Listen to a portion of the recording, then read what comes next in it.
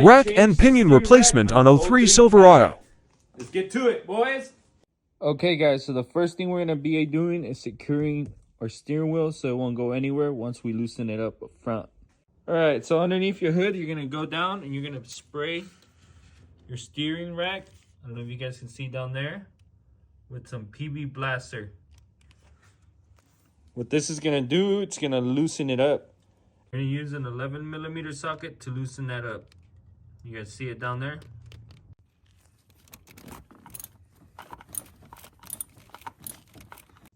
After you take that bolt out, you're going to grab a flathead and you're going to stick it in there in between the gap and smack it with the hammer so you can separate it. Now that that bolt is done and out of the way, we are going to be removing these right here. You're going to start off with the one on the right. We're going to be using a 15mm. Now that that bolt is out, what you're going to want to do is slide up your steering shaft to loosen it up from your rack and pinion. Just like that. You slide it off, your rack and pinion is loose. This goes up. So that part is done. Let's get the truck up in the air. Let's remove the two front tires and we're going to go underneath. Goes off, and man, boys, we're going to need to rewash this again. Look at all that oil dripping, getting everything dirty. We're going to give this another wash after this. We got the tires off. Now what we're going to be doing with the 17mm, taking this nut off. And nut is off. What I like to do is grab a hammer, hit it till we release it, just like that. This side's off. We're going to do the other side. Bro, look how bad this was. Look, it's leaking so bad. Oh my god. So in order to get to our lines, we're going to have to remove this plate. Our lines are down in here. For this, I'm going to be using a 15mm socket. We'll pull all these off and we'll pull this cover off. What you're going to want to do next is where your hoses are at. You're going to want to get some brake cleaner. Bring them down. Make sure you clean that area up.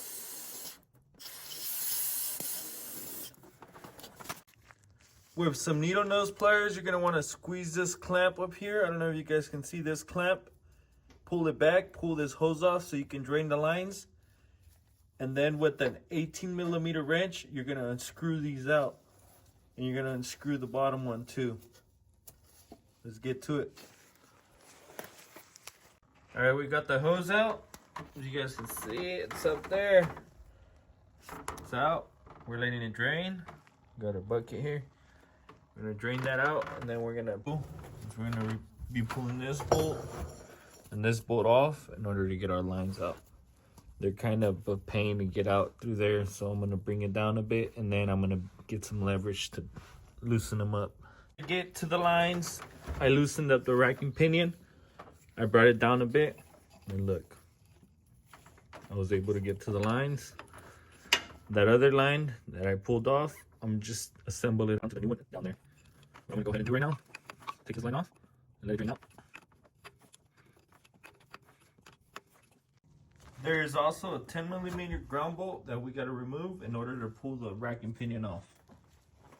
Now that we have the old rack and pinion off, I'm gonna go ahead and pull this and put it on the new one. And we're gonna get this one adjusted so that we can install it. Now what you're gonna wanna do is assemble your new tie rods and brace them. And then you're gonna measure the measurement that your old rack and pinion has. You're gonna do the same measurement here, so your alignment won't be off. So I measured 1 1/8 on the new one. I did the same thing, 1 1/8 inches. I'm gonna pull this off and make sure the threads are the same length as those to make sure everything matches before I put my new one in. So the old one is out. It's 1 1/8 inches. On the new one, we got 1 1/8 inches. We're gonna go ahead and install the new one on the new rack and pinion, and we'll do the same to the other side. Now that we got these centered, assembled, we got our line in, we're gonna go ahead and put it back in the truck. Connect this line first, then we're gonna connect the ground, and then we're gonna put it up and mount it. We got our line back in.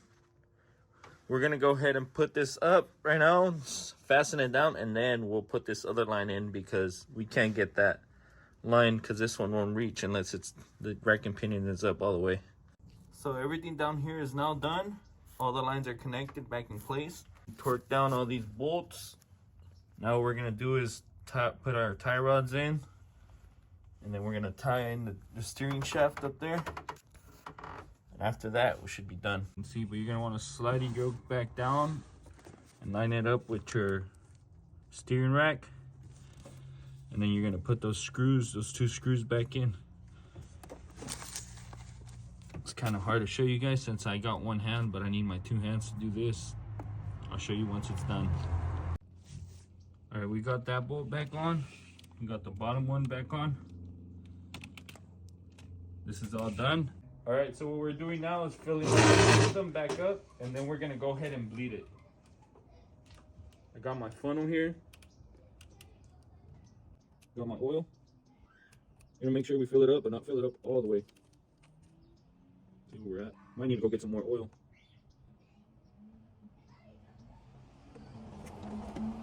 See the level in there.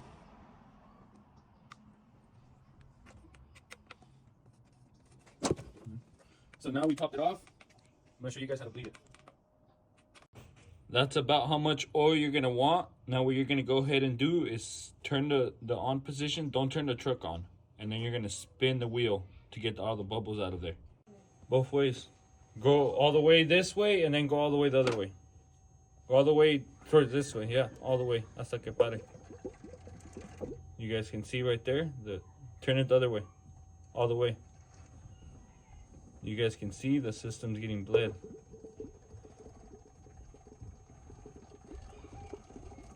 You guys hear that? All that power. You guys can see my wife is turning the steering wheel left to right in order to bleed the system.